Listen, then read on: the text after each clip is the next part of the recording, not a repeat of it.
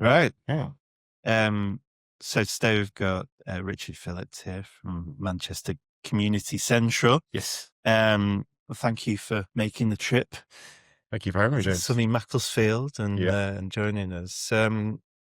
Give us an insight into what Manchester Community Central. Yeah. So Manchester Community Central is local infrastructure organisation for the voluntary, community and social enterprise sector in Okay. the city of Manchester. Right. So they're there to look after voluntary sector, community organisations, charities, faith groups that operate in the city of Manchester, of which we think there's around 4,000 just in the city alone. Wow. So we try to do a lot to help them to grow, to be successful, to thrive. I always make this comparison to a chamber of commerce. Yeah. So we're very similar to them, as in businesses help them to grow and be successful in a particular city, and we do a very similar sort of thing for the voluntary sector. Okay. And what's your role? So my role is twofold. One is business partnerships lead, so looking at how the business sector can work with the voluntary sector in a mutually beneficial way. And I also work with the volunteer centre that we have at MAC, and that is in particularly focusing around employee supported volunteering, which is the time that a lot of businesses give to their staff as volunteering days and what they can do with that in the community. You say it's been around for quite a few years. Yes, since the 1980s in various forms. Seen a lot, experienced a lot in that time. But yeah, it's been around since then, and there's versions of us sort of dotted around Greater Manchester and then beyond across the country as well. In some places, they're called CVS organisations as well. So various different names, and each one has its slightly different focus to it. And how on earth do you get involved? And what's your background? Why? So my background, my first job when I moved to Manchester 25 years ago was in the voluntary sector for a charity called the Groundwork Trust, which is still going there. People might have seen the green triangle on car parks or community spaces. And I went on to do a graduate scheme with them, and then worked in and around the sector since then, whether paid or do sort of quite a bit of voluntary related stuff outside of that as well through the time. Yeah. And it's not something that you kind of go into lightly, I suppose. Is it more of a vocational thing for you rather than a... Yeah, it's real passion, I suppose, going back to being brought up my Christian faith, my background in terms of my own personal experiences, compassion, wanting to help people to make a difference, improve their lives, reduce some of the inequalities that we have, not only in this country, but the world, of course, as well. So that's it in a very broad sense. But in focusing on the role that I do now, in particular, working with businesses, there is a lot of interest, a lot of need, a lot of want for businesses to work with the voluntary sector and learn from the voluntary sector in exchange with the voluntary sector. So what would be the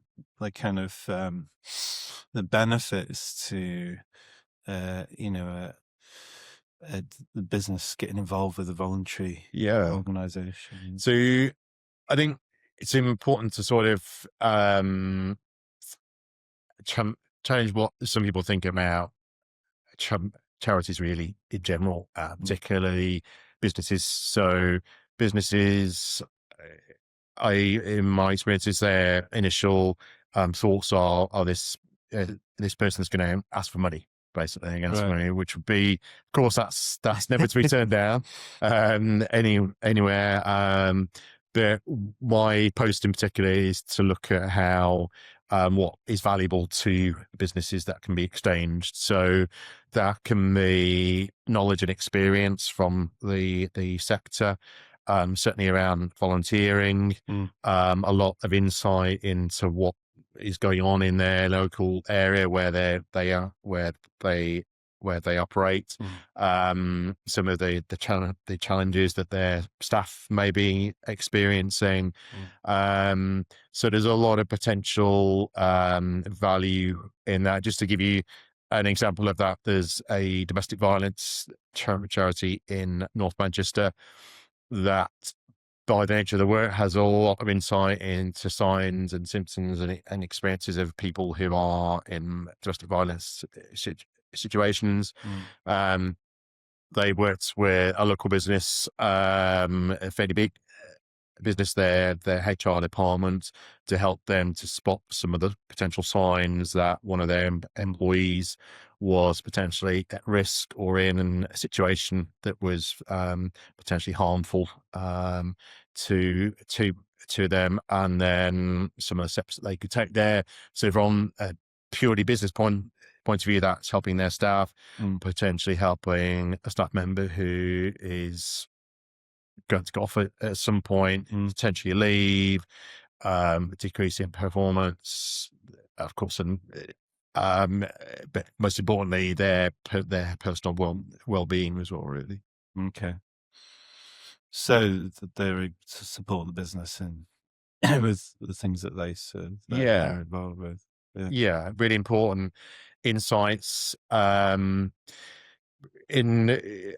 some business situations around social value as well. For example, in Manchester, if you bid for a contract with Manchester City Council, 20% of the contract value is measured around social value, which is anything from employing local young people, working with local schools, any aspect of um, impact that can be made upon a particular area where that business is going to do its operations, aside from their bread and butter business, really. So businesses want and need help to know what's going on in the local area that they probably don't know about now, and how to tap into that sort of thing. Yeah. So, um, it seems like there's an awful lot of voluntary businesses in Manchester, and I'm trying to work out what they could all be for. Yeah. And, how do people go about starting up those kind of organizations? So I think the first thing I would say before someone thinks about starting it, is so they can be, they could have a charitable status, they could have CIC or community interest company status, CIO status, lots of different sort of Yeah. types of organization that they could form Mm, before they go down that route.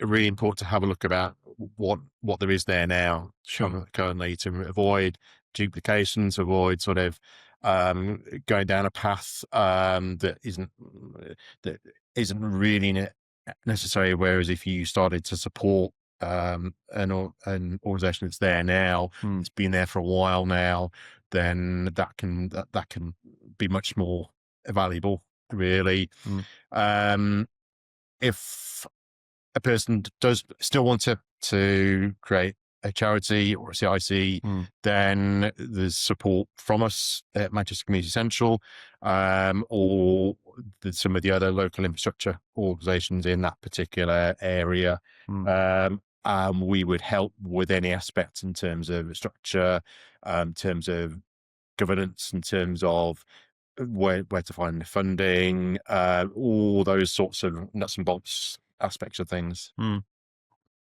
I was talking to you mentioned about your faith and things like that. So it always interests me why people do what they do. Mm. I went to a comedy night at a church, and the comedian, which I thought was an interesting concept in itself, 'cause I was interested in what what was going to come on. Mm. Comedian is called Andy Kind, and he was really interested in how he spoke about how his values in life affect the content of his jokes and how he puts them across, and how that affects his career and things like that. And it's interesting how you feel that it's driven you into this kind of sector and this kind of work and all that. You mentioned we spoke previously about dealing with a stammer and you growing up in communication. Has that had an impact as well? Yeah, very much so. Naturally, when you have a stammer, regardless of the severity of it, you, in a normal communication situation in life, you generally end up listening more than you do speaking, Yeah. particularly in some situations where there's people who are talkers really more than listeners. Yeah. So by by that very nature, I've become a good listener. When I do speak, it's much more thought and considered in really, and that's very much shaped who I'm being a listener, and that mixed with a compassionate angle really as well, has sort of helped towards moving me in the direction that I wanted to go into really, I think. Yeah. Was it a long process getting through that? Yeah.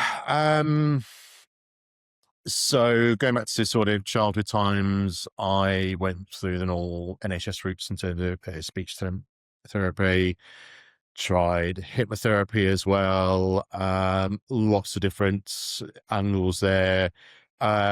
Ended up doing a couple of courses really that really helped. One was called the Starfish program, which is still going now, run by an amazing lady called Amber Light. And that was, in a nutshell, changing how you speak, the mechanics of that, how you breathe. So changing how you breathe through your diaphragm, basically two ways: coastal and crural diaphragmatic technique. It's a mouthful, isn't it? Yeah. It's trying to get you to speak and breathe basically more like how an opera singer speaks. So focusing in on the mechanics of that, but much more so as well, changing how you think about yourself and your speech, and the positive thinking, positive viewpoints about every speaking technique really.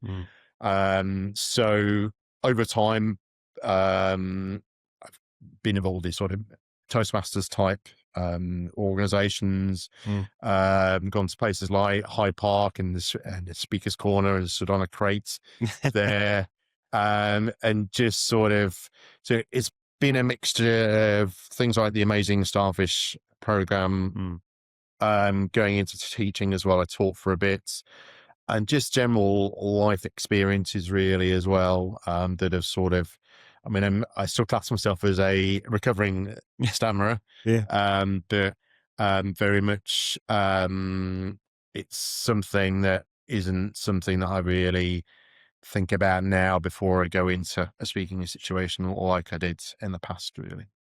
Sounds like it take a lot of courage if you have obviously a young son, and he's very hypersensitive to things that people might be focusing on with him. And Yeah. I suppose if you're struggling with your speech, then that would be something that it'd take a lot of courage to then talk. Yeah. Yeah. I mean, in school, yeah, naturally it was, particularly, yeah, going around the room to read a particular passage from an English literature book, that sort of thing. I was probably a bit more fortunate than some people with a stammer in school. feel like I was fairly well liked, and I was very sporty as well. So I was in 2 or 3 football teams, some cycling, badminton, tennis. So Really? that sort of helped me to feel a bit more accepted, really. Mm, And then ever since school, yeah, with some, I mean, my first going back to groundwork, really, the former executive of that particular trust that I worked at, Robin Henshaw, mm. who was really, really supportive of me. And people like that throughout my life and career have given me boosts over time, Mm. really, I think. Do you have any advice for anyone who has a stammer at the moment and might be listening and worried about where they see themselves? Or Yeah, I would certainly. I mean, Starfish program isn't the only program out there as well, but for me, it was the one that really worked. It's very compassionate, very person centered, mm, um, and I would certainly encourage people to look at the Starfish program. It's not a hugely costly program as well.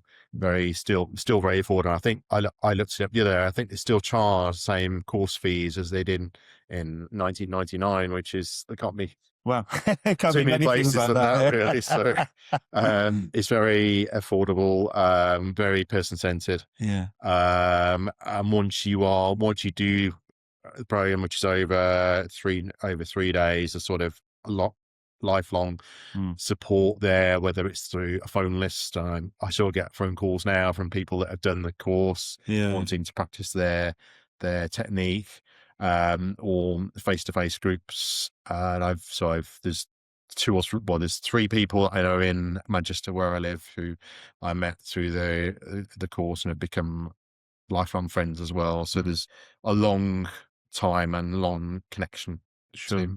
to support, really. Yeah.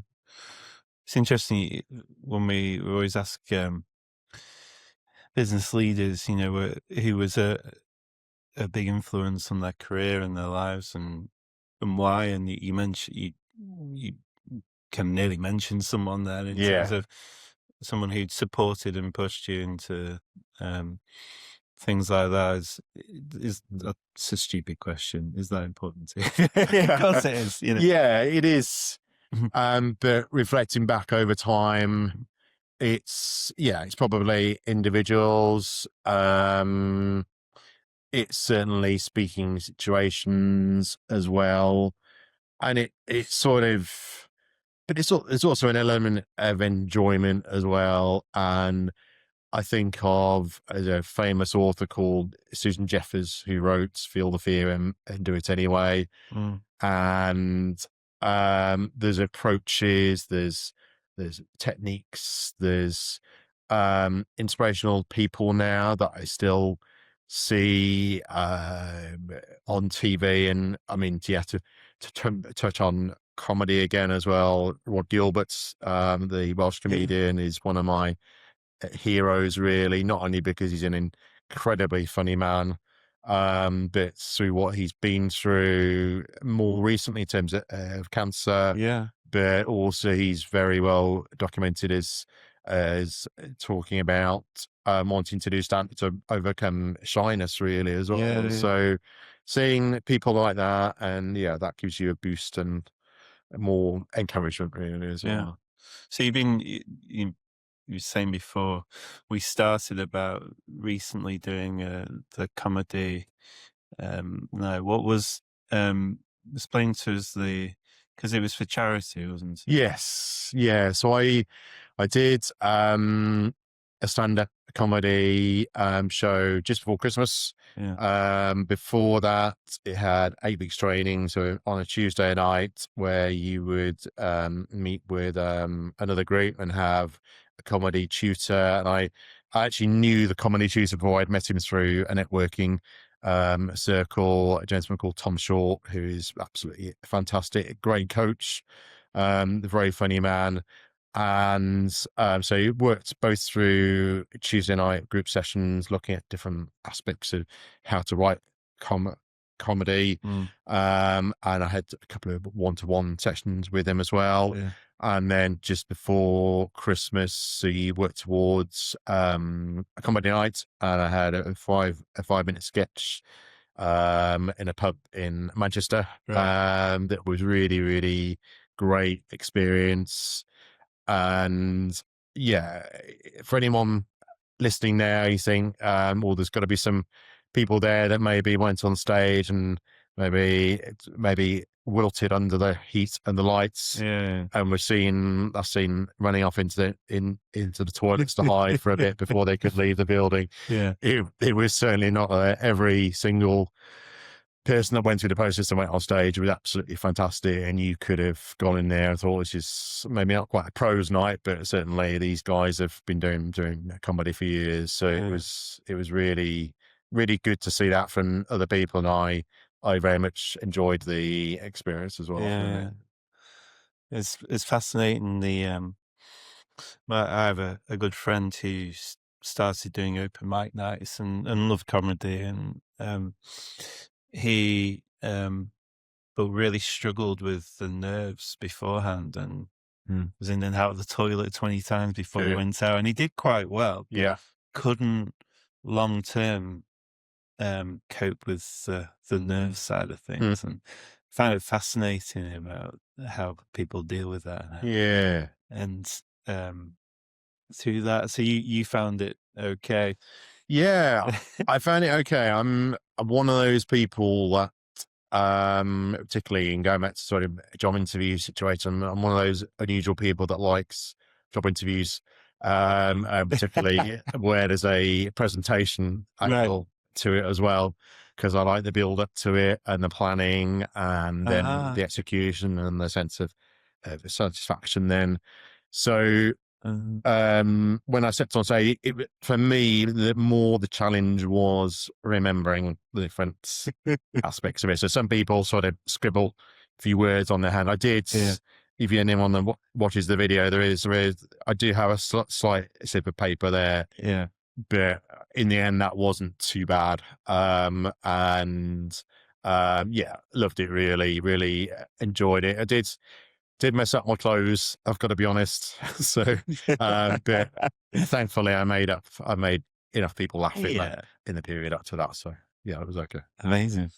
Well done. Thank you. Thank you, James. So what's the kind of future look like for the industry? How is the industry at the moment? What's going on? Yeah, so the voluntary sector is a really difficult place to operate in. Just to relate this to the business sector, really. So like the business sector, we have really struggled in terms of challenges like increased energy costs, increased national insurance contributions, increased staff costs, really. All those same sort of things that businesses have as day in, day out challenges we have across the voluntary sector. But different for us is that as a result of that in society, a lot of demand for a lot of the services has increased really as well. So to focus in on, for example, poverty-related areas or homelessness-related areas, much more demand for that now. We all know the situation food banks weren't really know about 5 or 10 years ago. Now everyone knows what a food bank is now. The increase in need really has increased. So we've got those pressures as the business has increased need as well, and then much tighter funding conditions as well. And then again, something else that maybe businesses won't experience is that a lot of the voluntary sector works very closely with local authorities and NHS, and we've seen local authorities, Birmingham City Council went bust, I think it was a couple of years ago now, still has huge pressures. I think I read there's about 6 or 7 others that have gone through that process as well. Yeah. So the voluntary sector, working with local authorities, often doing a lot of unseen stuff, and that's a really big thing. These organisations, the 4,000 odd that I mentioned in City of Manchester, they're doing um, a lot of the really, really important stuff that is unseen. Mm. A lot of the stuff that um, is there to support, whether it's to do with medical research, whether it's to do with domestic violence, whether it's to do with mental health. Mm. They're unseen organizations, incredibly valuable, all passionate led, really. Mm. Just to give you some numbers, really. So these are slightly, or we're just about to, we do what's called a state of the sector survey. We did one in 2021. We're just about to do one now. Going back to the 2021 figures, across Greater Manchester, nearly 500,000 people volunteering. Right. 75,000 odd employed staff in the sector in Greater Manchester. Yeah.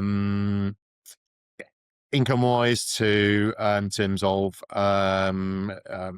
turnover, nearly 500,000,000 income generated across Greater Manchester. So it's a very significant sector, and it's very, very important as well, as there's ongoing pressures to the public purse.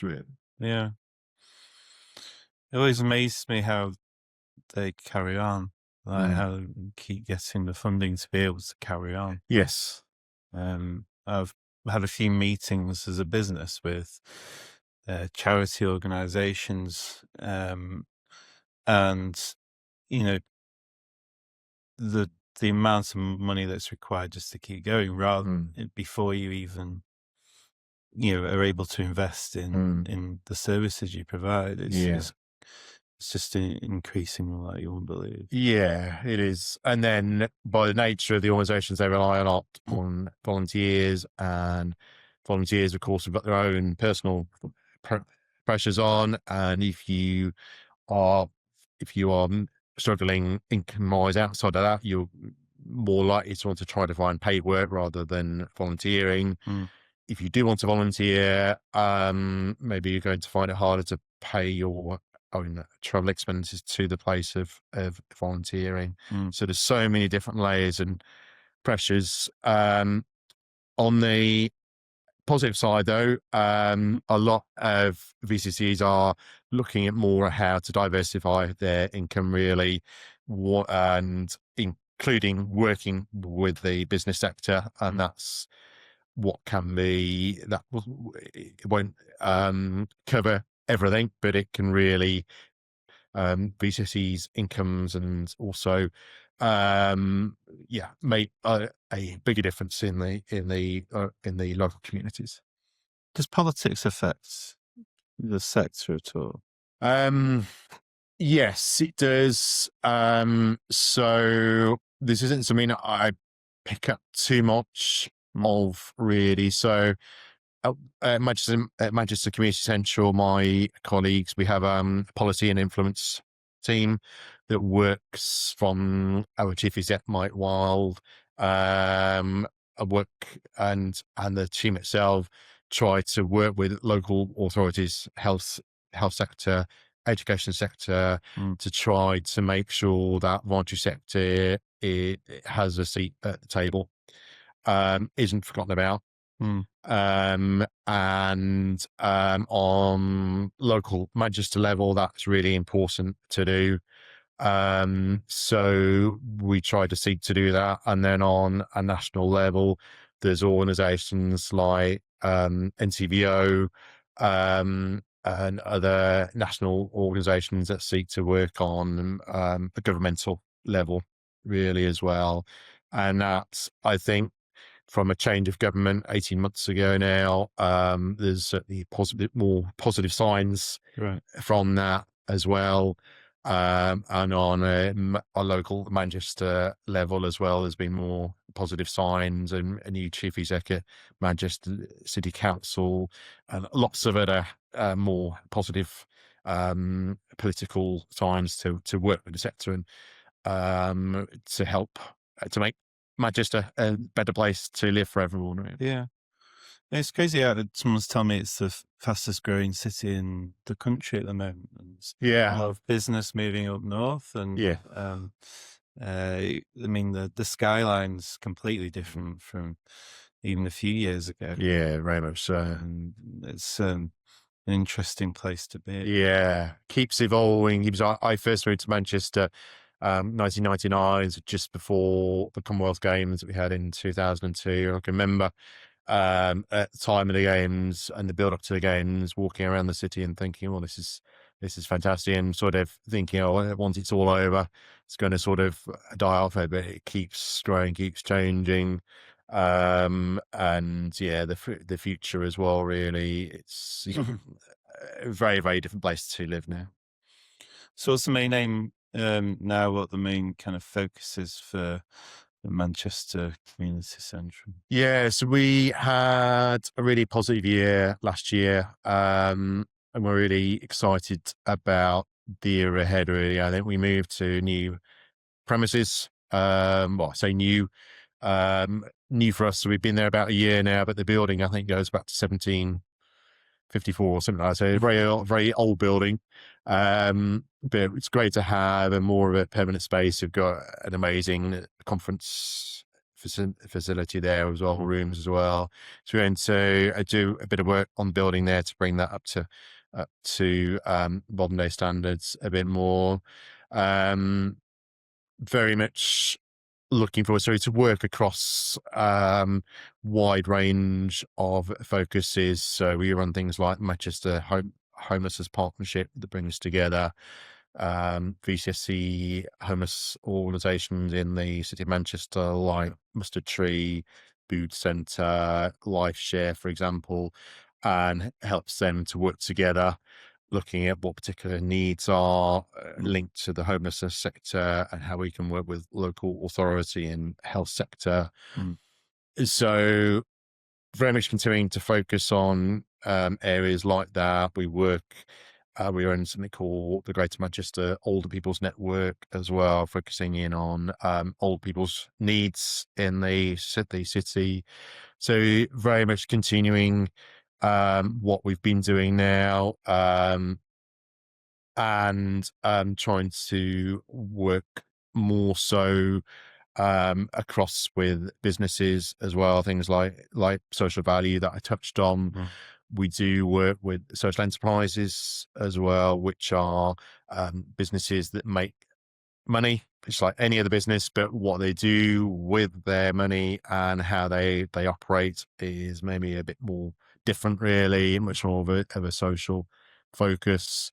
So very much continuing on with those things. For me, in terms of business partnerships, so we have an awards ceremony called the Spirit of Manchester Awards, Mm. which is an amazing night where we recognise the voluntary sector in Manchester. It's been going with the 14th year this year now. Right. And we recently introduced a new category around businesses working with the voluntary sector. We last year, 2025, in the October awards, had three very good shortlisted organisations and an amazing winner: the Community Grocery and the Flavour People in Withenshaw. But we had that many other people that many other partnerships that weren't shortlisted that we want to make the most of, really, and use those to tell stories and to inspire people. So we're going to run a special story week at the start of March, and run lots of other events to try to bring the two sides together, really, as Yeah. well. And if a business wanted to get involved in some way, would they just, you're looking for more conversations with them to see if Yes. that can happen? Yes, definitely conversations to help businesses to look at how they might want to work with the sector, really, and it can be very light touch things, volunteering, of course. So we can help businesses to find volunteering opportunities for their staff. Mm. Maybe a business isn't sure how else they could work with the sector, so we can work with them to look at maybe resources that they've got that might be of use to the sector, what they can potentially get back from partnering with a voluntary sector organisation. Going back to the example I gave at the start, really, about the domestic violence charity that works with a business, where there might be a good synergy, a good partnership, Mm.